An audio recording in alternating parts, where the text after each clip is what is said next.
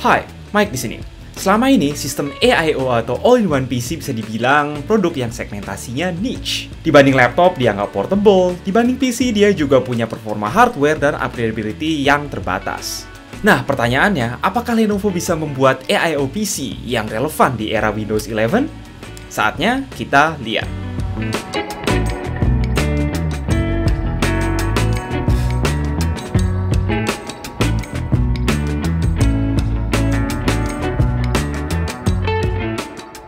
Idea Center 3i adalah deretan AIO mainstream Lenovo yang paling up-to-date.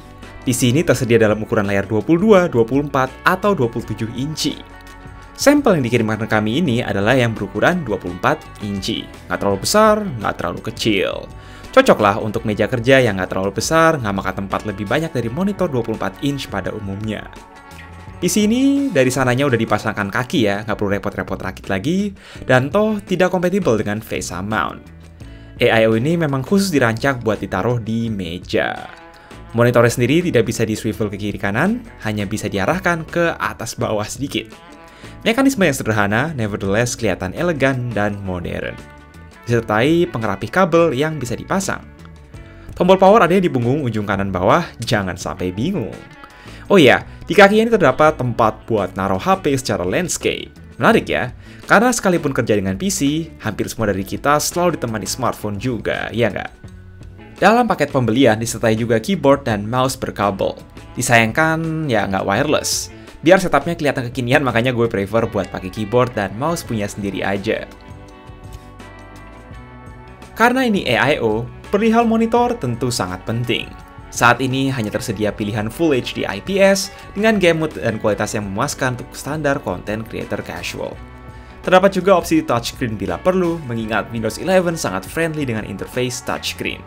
Cuma jujur, andai ada opsi layar QHD atau UHD lebih mantep lagi.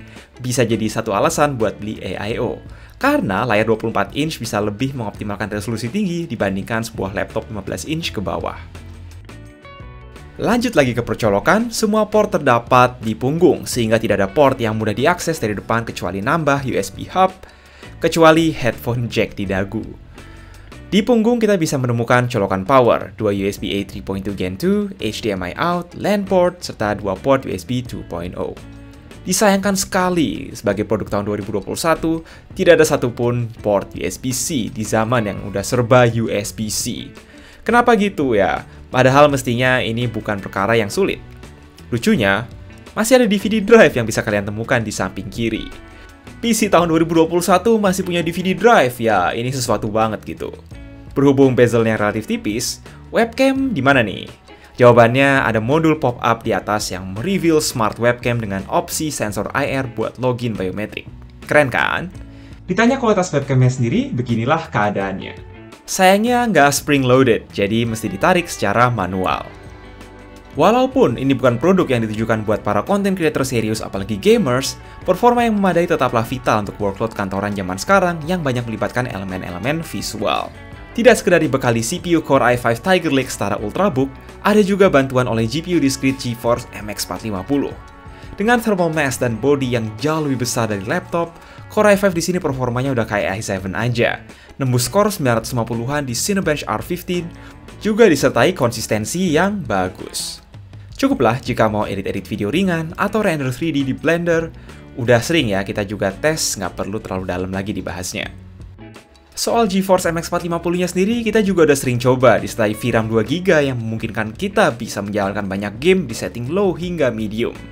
Ya, anda ini mau dipakai sebagai konsol buat main Genshin Impact, rasanya bisa banget ya.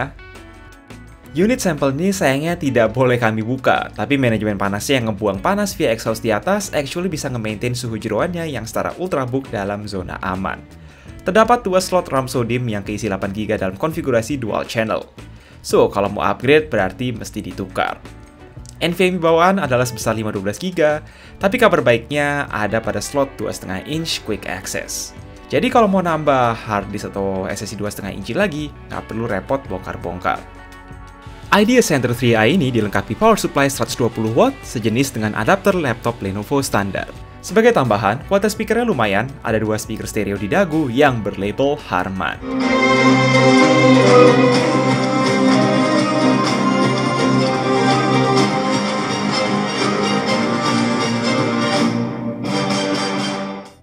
untuk menjawab pertanyaan apakah AIO ini masih relevan di zaman now, ya relevan nggak relevan ya. Kami merasa nggak bisa rekomendasiin banyak orang untuk beli sebuah AIO kecuali untuk beberapa skenario tertentu. Misal, buat workstation atau media station permanen di rumah atau kantor, kebutuhan komersil, pertokoan, dan sejenisnya.